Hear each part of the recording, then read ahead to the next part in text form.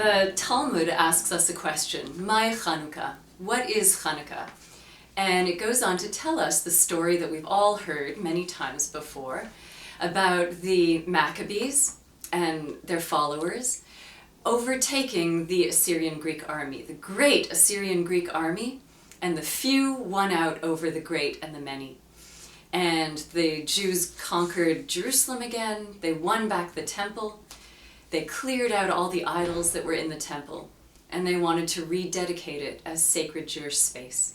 But they needed pure oil, and there wasn't any. They looked and they looked and they couldn't find any, and they found one small cruse of oil that had only enough oil to last for 1 day.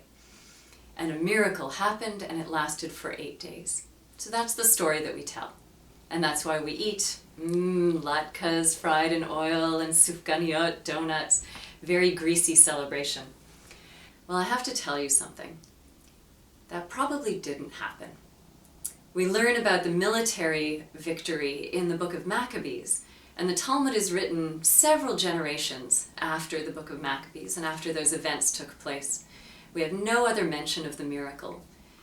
But what our rabbis did, the rabbis of the Talmud did, is they took a military story and turned it into a story of spiritual truth and light.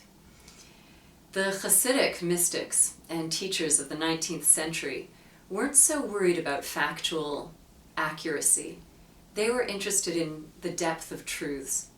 And so they turned to the stories of Jewish tradition and culture and Jewish practices to uncover what the deeper truths are that really resonate.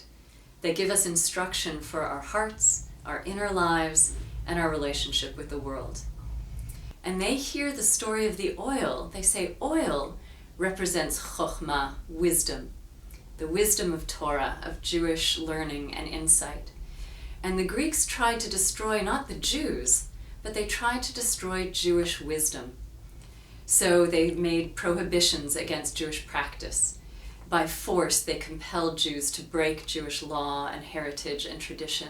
And they also made Hellenism very appealing, to be part of this universalistic culture, art, philosophy, so that Jews would abandon their what seemed like parochial, particularistic Jewish practices to be part of this broader Hellenistic civilization. Well, the Hasidic masters teach that they almost succeeded. There was almost no oil left, none of the specific Jewish wisdom left. But the Maccabees were that small cruse of oil. It wasn't something on the outside, it was in them. Their fire and their passion to be proud of being Jewish, the particularism of this path, and the wisdom of our teachings, and they triumphed. And so this is our teaching for today. We don't have a temple anymore, but we have our hearts, and we have our lives, and we have the way we are in the world. So Channukah is here to teach us to draw on the oil of Jewish wisdom, and we, each and every one of us, is the wick. So how you act in the world with consciousness and awareness, how you draw on the depth of Jewish teaching to inspire justice and goodness, how we use the rituals of Judaism to light the way. All that is how we ignite the oil of Channukah and bring that miracle into our lives.